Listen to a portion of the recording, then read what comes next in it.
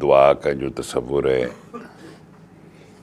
وہ ہم نے کئی دفعہ اس پہ گفتگو کی. بہت لوگ صرف اس لیے فون کرتے ہیں کہ میں انہیں دعا کرا دوں، اور پھر وہ اس بات پہ اکتفا نہیں کرتے کہ ایک دفعہ دعا کرا دوں، وہ کہتے ہیں بار بار کراؤ. مشکل ہو جاتا ہے میرے خیال میں، شاید ان کے لیے بھی اتنا مشکل نہ ہو جتنا میرے لیے، چونکہ پہلے تو ایک پوری فہرست مسائل کی سن کے تو پھر، حالانکہ دعا جو ہے، جو قلندر پاک رحمۃ اللہ علیہ کا فیض ہے، وہ سب کے لیے ہے کہ کوئی بھی اس طرز پہ دعا مانگ سکتا ہے. رات کو سوتے ہوئے مانگ کے سو جائیں. آپ نے تو اللہ سے دعا مانگنی ہے نا. مجھے کسی کاکی نے فون کیا اور یہ بتایا کہ وہ بہت پریشان ہے، بڑے انہوں نے اپنے جسمانی امراض اور اولاد نہ ہونے کا بھی بتایا، اور پھر یہ بھی بتایا کہ میں نے سورہ رحمان سنی ہوئی ہے، اور کوئی صاحب 2 سال سے مجھے روزانہ فون پہ دعا کرواتے ہیں.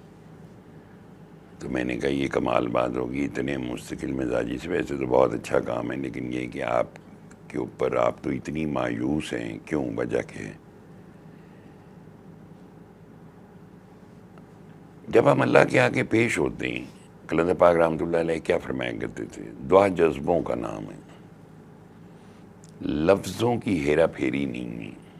لفظ نہیں ہے دعا، یہ کبھی مانگی نہیں جاتی، ہمیشہ نکل جاتی ہے تکلیف میں، دکھ میں. جب ہمیں کوئی کانٹا چبھ جائے تو حدیث مبارکہ میں ہے کہ تمہیں اللہ اس کے بدلے ثواب عطا کرتا ہے. ہم نے تو نہیں مانگا تھا، لیکن بتایا گیا کہ ظاہر ہے جسم اس نے تخلیق کیا، کانٹے بھی اس نے تخلیق کیے. کوئی ہماری حماقت سے یا غلطی سے کوئی چیز چبھ گئی، پین ہوئی، تو اللہ تو اس قدر مہربان ہے. ایک جیسے قلندر پاک رحمۃ اللہ علیہ فرمایا کرتے تھے، بن مانگے برسات ہے اللہ. یعنی آپ کو مانگنی نہیں پڑتی کوئی چیز، صرف آپ کو پیش ہونا ہوتا ہے. عام طور پہ لوگ یہ کہتے ہیں کہ اچھا ہم کوئی بھی دعا مانگ سکتے ہیں. کوئی بھی دعا مانگ لیں. اب ظاہر ہے جب کوئی نیا شخص ہوتا ہے تو جو عادت ہے ہمیں کہ وہ ایک لمبی فہرست ہوتی ہے، پھر ہم اس کے مطابق ساری ترتیب وائز دعا مانگتے ہیں. بہت اچھی چیز ہے، ہر چیز کے لیے اللہ سے ہی دعا مانگی جاتی ہے. لیکن ہم کب بڑے ہوں گے، کب ہمارے ذہن روشن ہوں گے، کب ہماری روحیں ایلیویٹڈ ہوں گی کہ وہ رب جو ہمارے دلوں کی بات جانتا ہے، تو بیسیکلی اس کے روبرو پیش ہونا تھا. وہ جو ہمیں بغیر مانگے سانس دیتا ہے، ہر شے اس نے، ہم نے کوئی اس کے بدلے میں اس کو کوئی چیز نہیں دی ہے، یہ اس نے اپنے اوپر فرض کر لی ہے. سانس بھی ایک رزق ہے، دیکھنا بھی رزق ہے، سننا بھی رزق ہے، بولنا بھی رزق ہے، کھانا، ہضم کرنا، انوائرمنٹ، سارا کچھ، پہاڑ، دریا، سمندر، جنگل، ہر چیز جو کائنات میں وہ ایک رزق ہے. تو ہم نے تو نہیں تمنا کی تھی کہ پہاڑ ہونے چاہیے.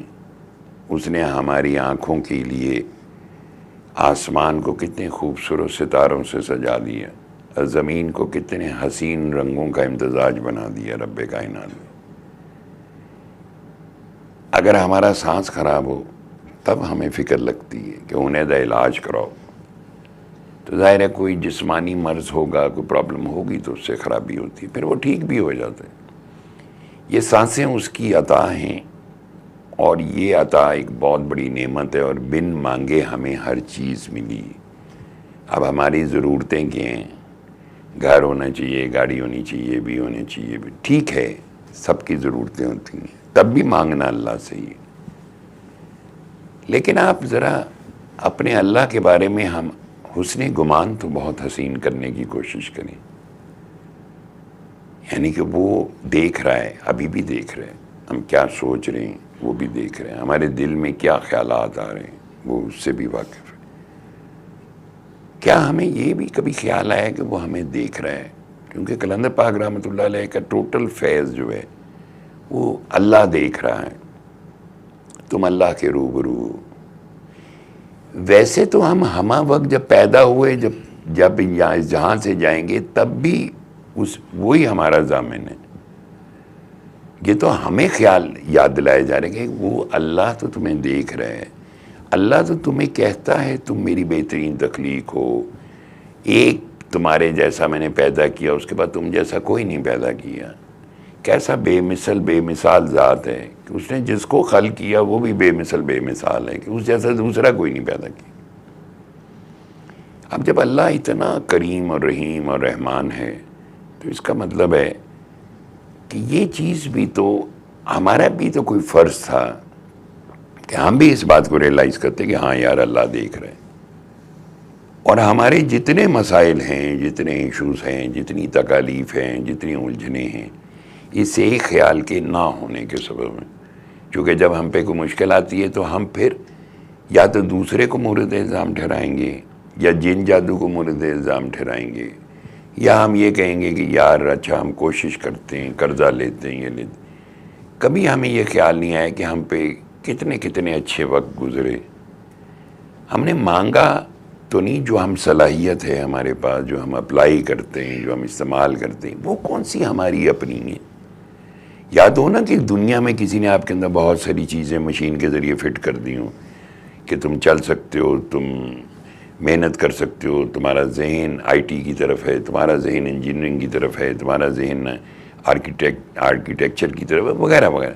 یہ سب اللہ کی طرف سے آتا ہے. تو گویا آپ جو کام کرتے ہیں وہ بھی اللہ کی عطا ہے، اس سے جو کچھ ملتا ہے وہ بھی اللہ کی مہربانی ہے. کوئی نوکری کرتا ہے، کوئی کاروبار کرتا ہے، یہ سب کچھ اللہ کا ہی ہے.